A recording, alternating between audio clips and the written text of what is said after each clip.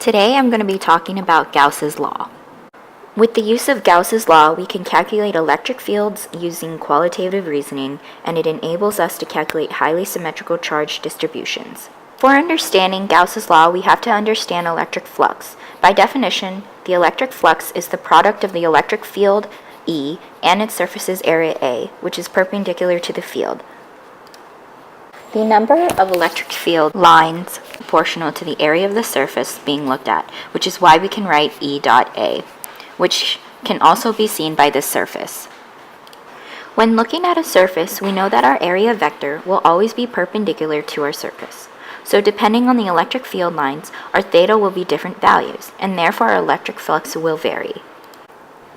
To calculate the total flux through a surface, we must add up all the electric field lines over the area of our enclosed surface. Therefore, we can write the integral E dot dA. Now we can relate electric flux to Gauss's law, where in Gauss's law we can analyze electric flux through a Gaussian surface, as well as the charge within that surface.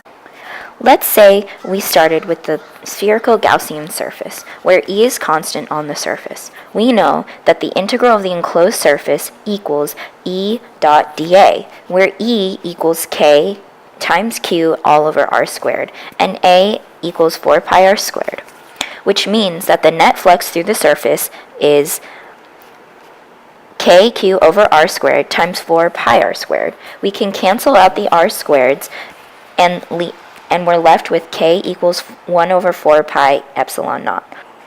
Therefore, we know that the electric flux for this Gaussian surface equals Q over epsilon naught.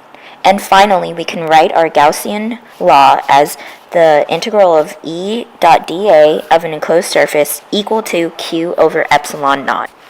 Because we can add up all the electric fields at each point of the enclosed surface and multiply it by the area of the surface, we can generalize Gauss's law as being the net flux through an enclosed surface with a charge.